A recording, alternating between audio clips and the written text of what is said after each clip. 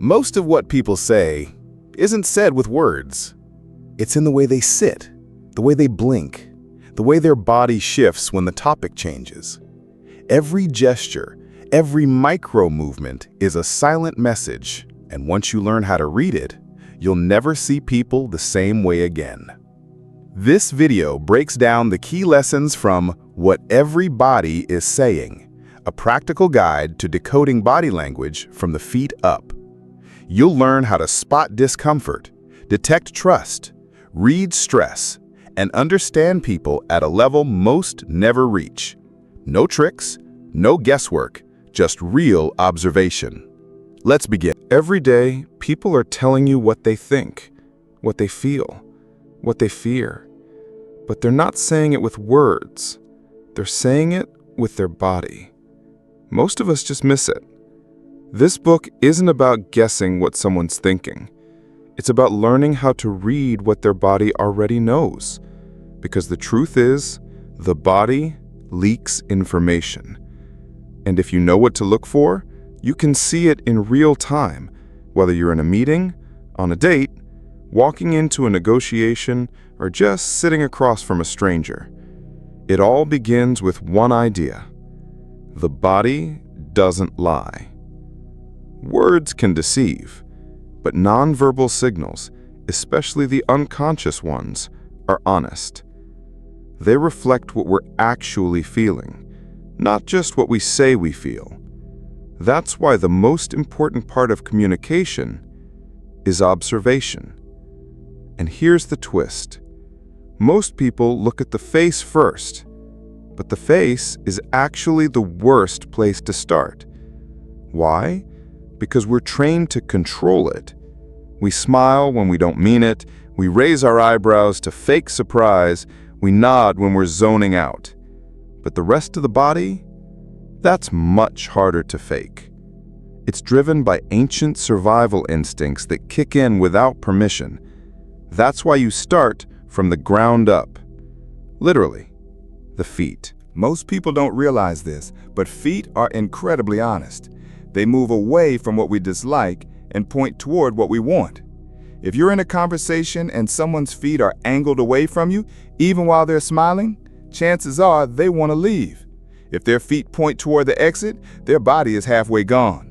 On the other hand, if their feet stay aimed at you, even when they turn their head, that's interest, that's engagement. Next, pay attention to legs. Crossed tightly, that's a barrier, especially in high-stress moments.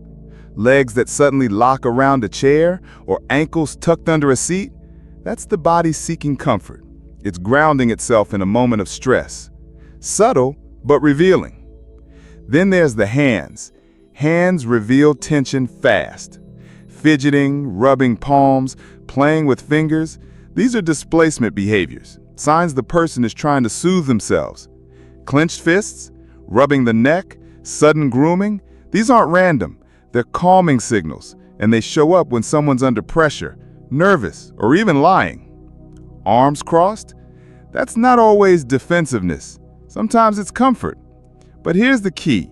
Look for change. If someone goes from open to crossed suddenly, that tells a story.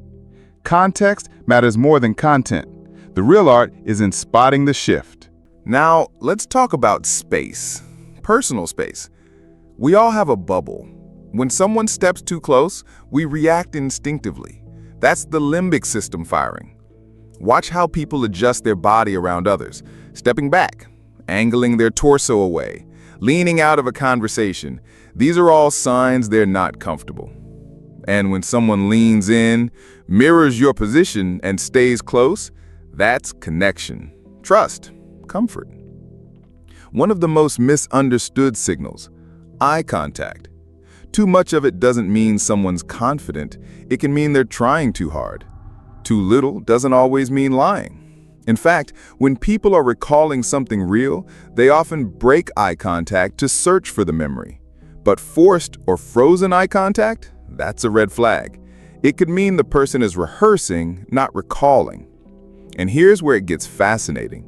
When people are lying, their body often shows discomfort, not in one place, but all over. The body will fidget, shift, self-soothe. The neck gets touched, the collar gets adjusted, the mouth is blocked. These aren't proofs of deception, they're signals of stress. But when those signs cluster around a sensitive topic or a direct question, they matter. To read people effectively, you don't jump to conclusions. You build a baseline, how the person normally behaves when they're calm and relaxed, and then look for changes. That's where the truth lives. Not in isolated gestures, but in deviations from the norm. Reading people isn't about judging them. It's about understanding them. And when you start noticing these signals in meetings, conversations, interviews, everything starts to change. You listen differently. You speak more strategically. You notice when someone's saying one thing, but feeling something else entirely. Because the body speaks. You just have to learn the language. Now that you understand the basics, it's time to look deeper, not just at what people do, but why they do it. The body is always managing comfort. It's constantly scanning the environment for threats, discomfort, or safety. And when something feels off even slightly, the body reacts before the brain does. That's why sudden shifts in posture, breathing, or gestures are important. You're not just looking for tension, you're watching when and why it appears. Let's take a handshake. Everyone knows it's the first impression, but most people miss the signals inside that moment. A limp grip signals low confidence or disinterest. Too strong might be compensating. Hands that rotate downward, that's dominance. Hands turned upward, submission or deference. The handshake isn't just about formality, it's your first window into how someone wants to be perceived. And the beauty is, most of them aren't even aware they're revealing it. Now that you understand the basics, it's time to look deeper, not just at what people do, but why they do it. The body is always managing comfort. It's constantly scanning the environment for threats, discomfort, or safety. And when something feels off even slightly, the body reacts before the brain does. That's why sudden shifts in posture, breathing, or gestures are important. You're not just looking for tension, you're watching when and why it appears. Let's take a handshake. Everyone knows it's the first impression, but most people miss the signals inside that moment. A limp grip signals low confidence or disinterest. Too strong might be compensating. Hands that rotate downward, that's dominance. Hands turned upward, submission or deference. The handshake isn't just about formality, it's your first window into how someone wants to be perceived. And the beauty is, most of them aren't even aware they're revealing it. Then there's pacifying behaviors. Those small subconscious movements we make to calm ourselves down. Touching the neck, stroking the hair, rubbing hands together, massaging the jaw. These behaviors appear when stress rises in interviews, interrogations, even normal conversations. And the key is not just seeing the behavior, but spotting when it shows up. Ask a difficult question and someone touches their neck or rubs their hands. That's a clue. It's not guilt, it's discomfort. And discomfort is data. Watch the mouth, too. It's one of the most reactive parts of the body. Lips that disappear, that's tension. Biting or licking lips, nervous energy.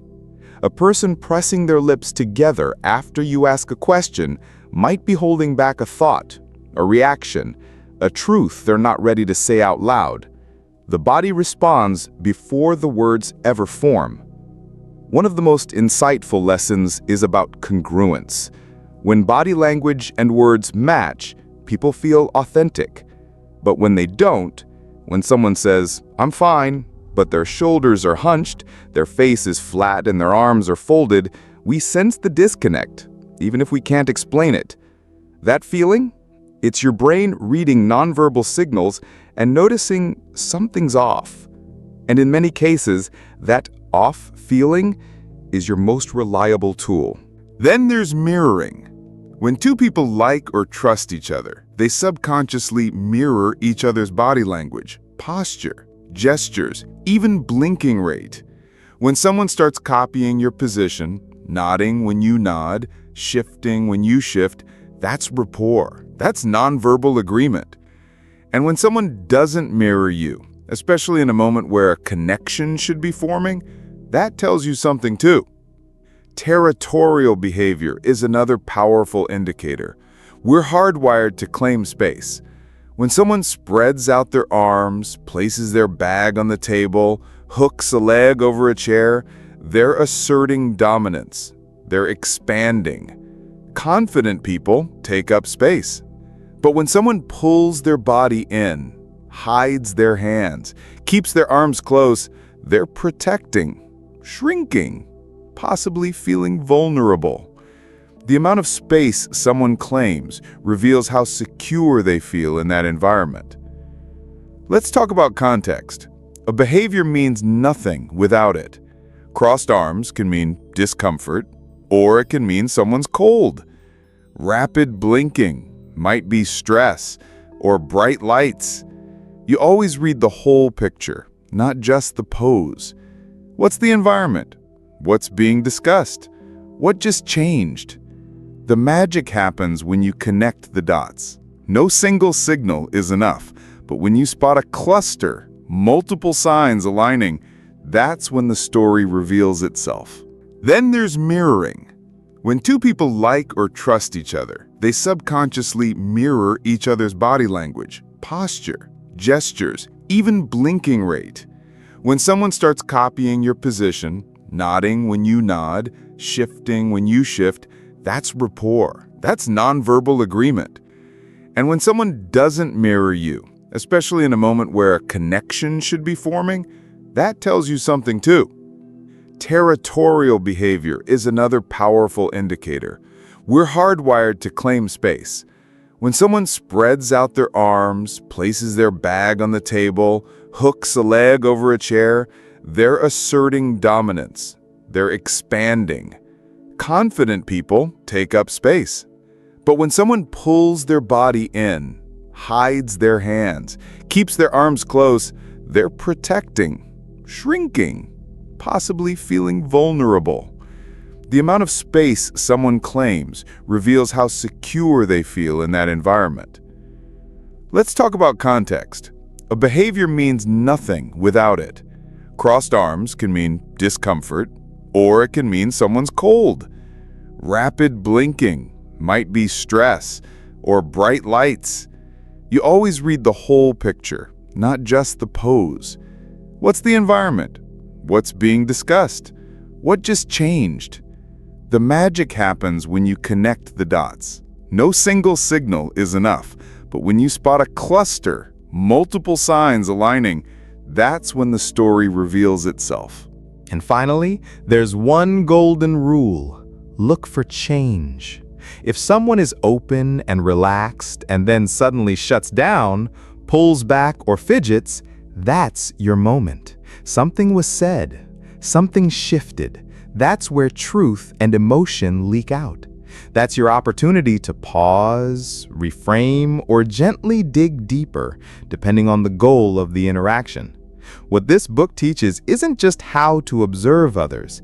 It teaches you to slow down, to become present, to become the kind of person who notices what others miss.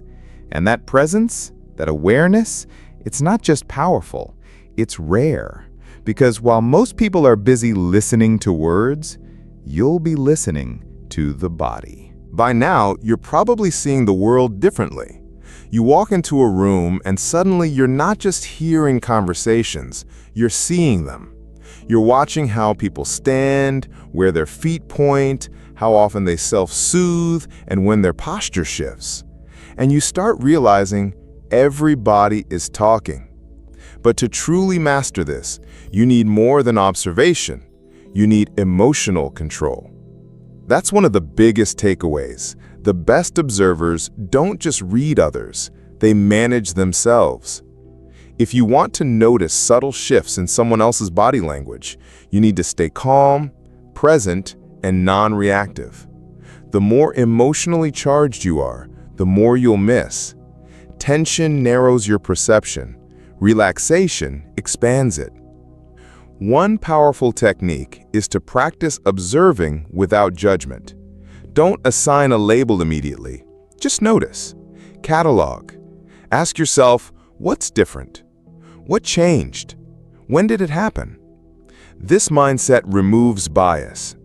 It turns you into a silent detective, one who sees everything but never rushes the conclusion. And remember, people don't just signal discomfort during lies or deception. They do it when they feel threatened, nervous, or judged. If someone suddenly adjusts their shirt collar, rubs their legs, or crosses their ankles under a chair, it doesn't always mean dishonesty. It might mean stress. So before you jump to conclusions, ask, what else could be causing this behavior? Who's in the room? What was just said? Did the topic shift? This is why speed reading people isn't about trying to catch someone lying. It's about decoding emotion. The truth is, most of us lie every day, but not about crimes or betrayals. We lie about being fine. We lie about being interested when we're not. We say yes when we want to say no. And our bodies, they leak the truth. That's what you're reading, the gap between what people say and what they feel. There's also the element of power dynamics. People in higher positions tend to display more relaxed body language. They use open gestures, lean back, spread out. People in lower positions, socially, emotionally, professionally, often make themselves smaller. Their shoulders round, their hands disappear, they nod too much, they look for approval in your eyes. Spotting these cues gives you insight into how secure someone feels and how you can create a more balanced interaction. This becomes especially important in leadership, negotiation, and even relationships. If you see someone shrinking, you can choose to soften your posture, lower your voice, reduce intensity, and signal safety. That kind of adjustment builds trust fast. It says, I'm not here to overpower you. I'm here to connect. Let's not forget timing. One of the best ways to confirm a nonverbal cue is to track the moment it happens. Say someone's relaxed. Then you mention a topic, and suddenly their body shifts. They lean back. Their arms cross. They blink more. That's not random. That's your signal. Something in what you said triggered something deeper. Pay attention to timing, not just gestures in isolation. And don't overlook the power of stillness. When someone suddenly goes still in a conversation, an interview, a confrontation, it can be a big red flag. We associate movement with life. Stillness, especially when it breaks a pattern, means the brain is recalibrating, deciding, calculating. That moment of pause is rich with meaning. Don't rush past it. Let it breathe. See what comes next. What this all leads to is awareness, not paranoia, not overanalysis, just awareness. You start to see beyond the surface. You ask better questions. You avoid conflict earlier. You lead with more emotional intelligence. You become the person in the room who just gets it, who sees what others miss. And you begin to trust your instincts more, because those instincts, they're often your subconscious picking up on nonverbal cues your conscious mind hasn't fully processed yet. With practice, you'll stop asking, is something wrong, and start noticing what is wrong before anyone says a word. By the time you finish applying the ideas in this book, you start to notice something strange. People trust you more. Not because you said the perfect thing, but because you understand what they didn't say. You sense tension before it explodes. You notice anxiety behind the smile. You hear silence differently. That's what body language mastery gives you, an edge in communication, in leadership, and in life. But here's the truth most people miss. Becoming great at reading body language isn't about control, it's about empathy. When you truly learn to read people, you stop reacting and start responding. You don't just detect lies, you detect pain. You don't just catch manipulation, you catch fear. You become more than just a good observer. You become someone people feel seen by. This is the hidden reward. People feel more at ease around you.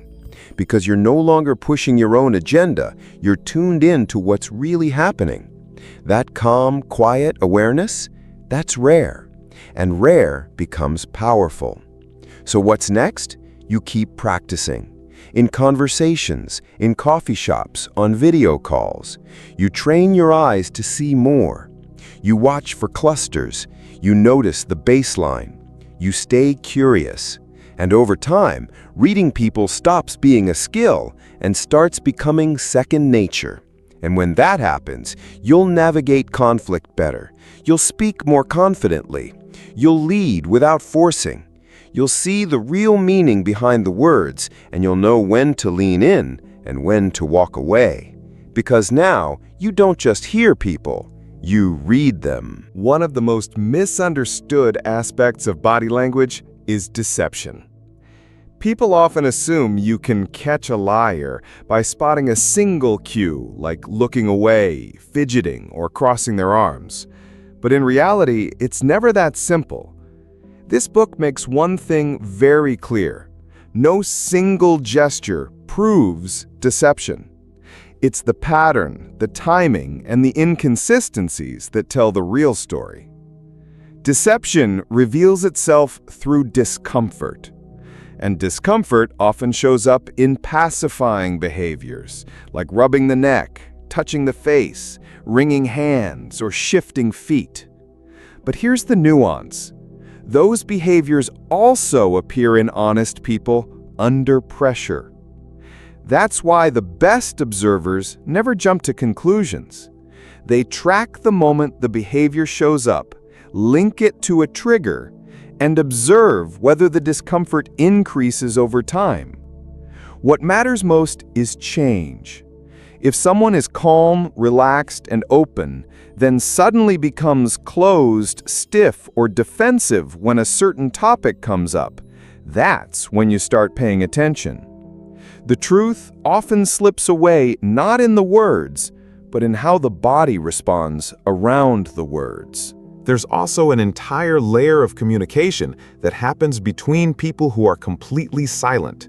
For example, in negotiations or tense meetings, the one who maintains open posture, steady eye contact, and stillness, they're usually the one in control. But the person who shifts, scratches, blinks rapidly, or self-touches repeatedly, that's the one showing stress. You don't need a spoken word to see who's winning the psychological battle. And in interviews or high-pressure situations, there's an often missed cue: the comfort displays. People may stroke their leg, tap their fingers on their thigh, or do a subtle self-hug. These aren't signs of lying. They're signs that someone is self-soothing. If you're the one leading the interaction and you notice this, it's your chance to ease the environment, adjust your tone, or offer reassurance. That subtle move can shift the entire outcome. Now, think about relationships, romantic, professional, or personal. One of the biggest signs of trust is proximity. How close someone lets you stand, or how close they instinctively move toward you, says everything. People will naturally distance themselves from those they don't trust. They'll turn slightly away, cross their arms, angle their legs toward the exit. But when someone mirrors you, faces you squarely, or leans in, that's a silent green light. It means, I feel safe. By now, you're probably seeing that this skill, reading body language, goes way beyond curiosity or cool party tricks. It's about navigating life with more clarity, more calm, and more control. Because once you understand what people are really communicating, a few things start to change. You stop overreacting. You notice stress before it becomes anger. You spot tension before it becomes conflict. You see who's nervous, who's honest, who's hiding something, not because of what they say, but because of how they exist in space, their movement, their posture, their pacing. You also become more empathetic because you're not just hearing frustration, you're seeing it in the clenched fists, the bouncing knees, the shallow breath. You're not just listening to someone's words, you're noticing their entire nervous system trying to hold it together. And in those moments, you realize how powerful it is to be the calm one, the one who reads instead of reacts. You'll start to understand timing, too. When to speak, when to pause, when someone's walls are up, when they're letting you in. You'll become a master of presence because you'll see the tiny cues most people ignore. You'll hear the moment someone goes silent, but their body shouts the truth. That's the beauty of this skill. It makes you more in tune with others, but also more in control of yourself. Because once you've studied all these cues in others, you'll start to notice them in your own body. The tension in your jaw, the way your arms fold when you're defensive, the way your foot taps when you're unsure. You become your own best observer, and that's when real self-awareness kicks in.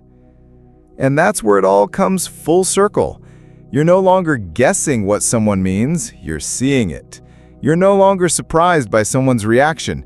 You felt it coming before they even knew why they felt it. You walk into conversations grounded, calm, and 5 seconds ahead of everyone else, because the body always speaks before the brain catches up. That's not manipulation, that's mastery. Once you learn to read body language, you stop listening to what people say and start understanding what they actually mean. You'll see the tension behind the smile, the hesitation before the lie, the confidence in the silence. Because the body doesn't lie. It doesn't rehearse. It reacts.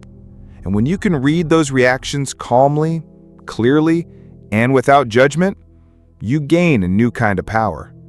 Not to control others, but to connect better, lead smarter, and speak more truthfully yourself. Thanks for watching. If this video helped you see the world a little differently, let me know in the comments. Like, subscribe, and I'll see you in the next one.